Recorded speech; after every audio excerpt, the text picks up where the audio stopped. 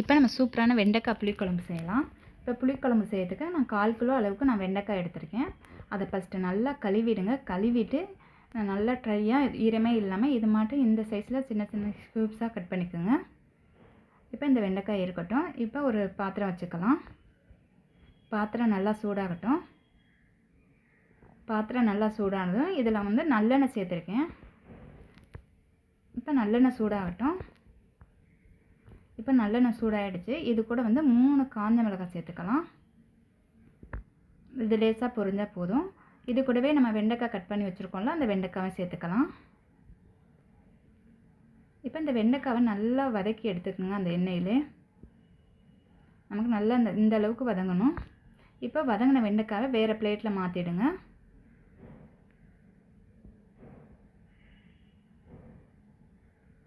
இப்போ மாற்றியாச்சு. இப்போ இந்த எண்ணெயே போதும். இதில் வந்து ஒரு டீஸ்பூன் அளவுக்கு கடுகு சேர்த்துக்குங்க. இப்போ கடுகு பொரிஞ்சதும் இது கூட வந்து ஒரு 20 பூண்டு உரித்து வச்சுருக்கேன், அதை சேர்த்துக்கலாம். அப்புறம் முழுசாக ஒரு சின்ன வெங்காயம் வந்து ஒரு 20 வெங்காயம் வச்சுருக்கேன், அதையும் சேர்த்துக்கலாம். இது கூட கறிவேப்பிலை. இப்போ இந்த வெங்காயம் பூண்டு எல்லாத்தையும் நல்லா வதக்கிங்க. நல்லா வதங்கட்டும்.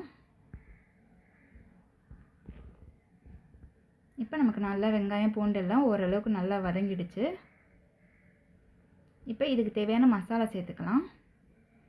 1/2 டேபிள் ஸ்பூன் அளவுக்கு தனி மிளகாத்தூள், 1 டேபிள் ஸ்பூன் அளவுக்கு தனியாத்தூள். இது கூடயே நம்ம பெருங்காயத்தூள் சேர்த்துக்கலாம். ஒரு 1/4 டீஸ்பூன் அளவுக்கு சேர்த்துக்குங்க.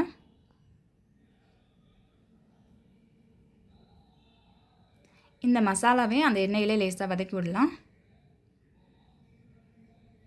ரொம்ப நேரம் வதக்காதீங்க, கருகிடும். இப்போ வந்து இது கூட வந்து நாம் வந்து நல்ல பழுத்த தக்காளி 3 மீடியம் சைஸில் தக்காளி மிக்சியில் போட்டு அரைச்சி வச்சுருக்கேன், அதையும் நம்ம சேர்த்துக்கலாம்.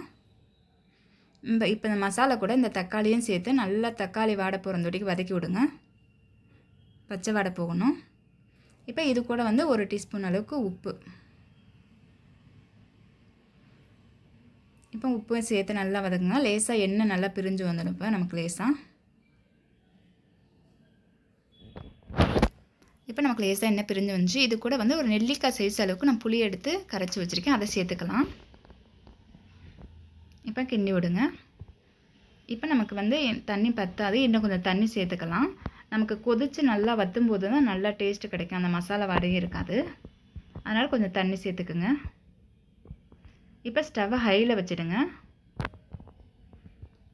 இப்போ நல்லா கிண்டிட்டு ஸ்டவ்வை ஹையில் வச்ச பிறகு நல்லா கொதிக்கிட்டோம். நமக்கு இப்போ நல்லா கொதி வந்த பிறகு எடுத்து மூடிடுங்க. ஸ்டவ்வை வந்து மீடியமில் வச்சுடுங்க.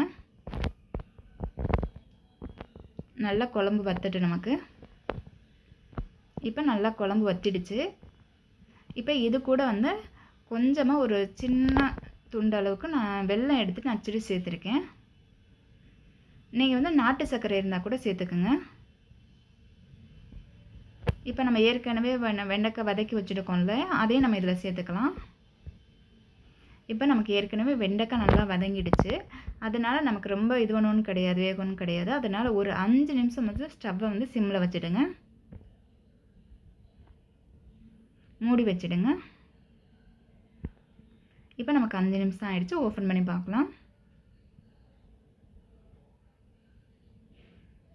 அவ்வளோதாங்க, சூப்பரான வெண்டைக்காய் புளிக்குழம்பு ரெடி ஆகிடுச்சு. இதே மெத்தடில் செஞ்சு பாருங்கள், ரொம்ப நல்லாயிருக்கும். இந்த வீடியோ பிடிச்சிருந்தது அப்படின்னா லைக் பண்ணுங்கள், கமெண்ட் பண்ணுங்கள், உங்கள் ஃப்ரெண்ட்ஸுக்கும் ஷேர் பண்ணுங்கள். அடுத்தடுத்த வீடியோ பார்க்கறதுக்கு என்னோடய சேனலை மறக்காமல் சப்ஸ்கிரைப் பண்ணிவிடுங்க. நன்றி, வணக்கம்.